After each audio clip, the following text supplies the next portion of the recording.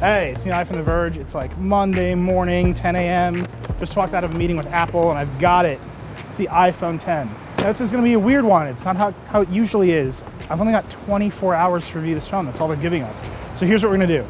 We're gonna publish a first video today as quickly as we can of all the features, look at stuff, take our impressions. Then I want your questions, put them in the comments below. We'll publish a much longer video answering all those questions in a couple of days. All right, well, roadblock number one, I need to put my SIM in here. And I don't know about you, but I am not in possession of a paperclip currently, nor would I want to do that operation in the back of a moving car. But the screen looks nice.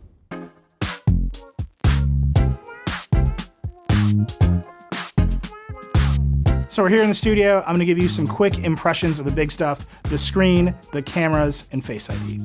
The screen, there's a notch. No getting around it. It's right there at the top of the screen. I will say that even just using it after a few hours, I've stopped thinking about the notch or caring about the notch. You will notice it in two places right away. The first is in apps that play video. So we run the Star Wars trailer on YouTube. YouTube is optimized for the phone. It looks weird because you can either go full screen and the notch sits over the left side of the video, or you can shrink it down so it doesn't, but then the video is pillar boxed and letterboxed, and that means it's really small, which is just not great. So you've got two not great options. The other thing is apps that aren't optimized for this display are kind of broken. So like Dark Sky has a weird black bar at the top. Google Docs, which isn't optimized yet, has huge borders at the top and bottom. They're basically fake bezels. Other apps that use auto layout, like my newsreader app, Newsify, it's just broken. There's lines cutting across the status bar. Usually Apple developers are really great about fixing their apps for new versions of iOS, but the last time Apple made a change this big was the iPhone 6, and it took some developers years to make their apps work on iPhone 6 size screens. So we'll see how it goes. The screen is a 5.8-inch OLED display, and I would say the experience of using it so far is actually somewhere in between the iPhone 8 and the iPhone 8 Plus. It doesn't act like a plus-size display. It doesn't have tabs in Safari and landscape.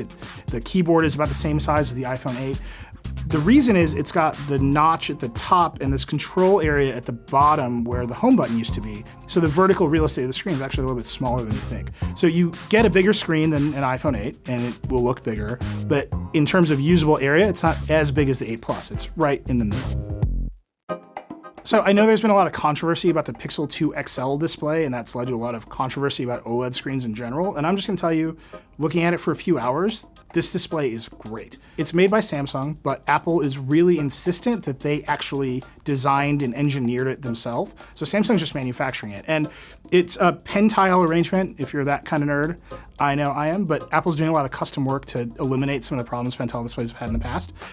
The colors are vibrant, they're not muted like the Pixel 2, they are not super exaggerated like the S8. It basically looks like a much brighter version of the iPhone LCD.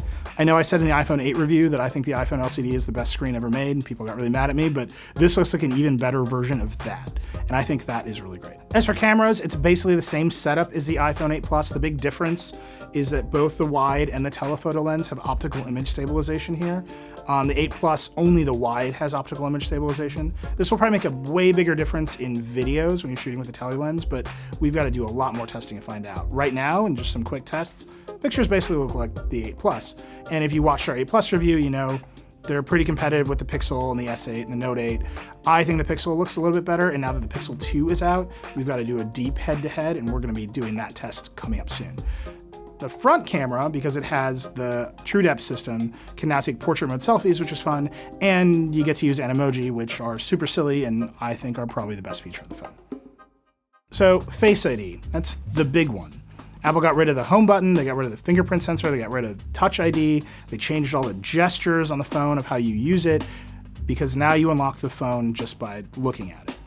And I gotta be honest with you, it's been a little bit inconsistent for me. So inside, it basically works all the time. Sitting at my desk, walking around in dark places, mostly when I'm walking around, it works fine. The problem has been when I go outside into bright sunlight, particularly when I'm walking around in bright sunlight, or when I go into places with weird fluorescent lighting, like hilariously the deli across the street. And I think the reason for this is that when you're in the dark, it's shining the IR light on your face and the camera can just see it. It's like a flashlight in the dark. When you're outside, there's tons of IR interference from the sun or from those crappy fluorescent lights, and the camera has a harder time seeing the IR beam illuminate your face. This is just my theory right now, but it's kind of what's been happening. So we gotta do a lot more testing. I'm gonna ask Apple what's going on. We're gonna figure it all out. We're gonna have all that information in the full review. But right now, I'm just gonna tell you, it hasn't worked great all the time. So that is what I know after these first few hours of playing with the iPhone 10. I think it's a really good iPhone. I think there's some big questions to be answered around Face ID consistency, particularly outside. I think there is some deep camera testing I want to do, especially against the Pixel 2. I can't really tell you about battery life yet because I just haven't had it long enough. But I think if you've pre-ordered this phone, you're gonna be pretty happy. You're gonna be on the Face ID journey of discovery with the rest of us as we figure out where and when it does and doesn't work. If you haven't pre-ordered and you have questions, ask us, because I want to hear from you. So leave questions in the comments on this YouTube video, hit me up on Twitter, hit us up on the website. We're going to take all those questions, we're going to go back to Apple, we're going to ask them some additional really hard questions, and we're going to answer them all in our full review coming in just a couple days. Hey Joanna, how's it going? I'm good, I just got my iPhone 10. Do you have one yet? No.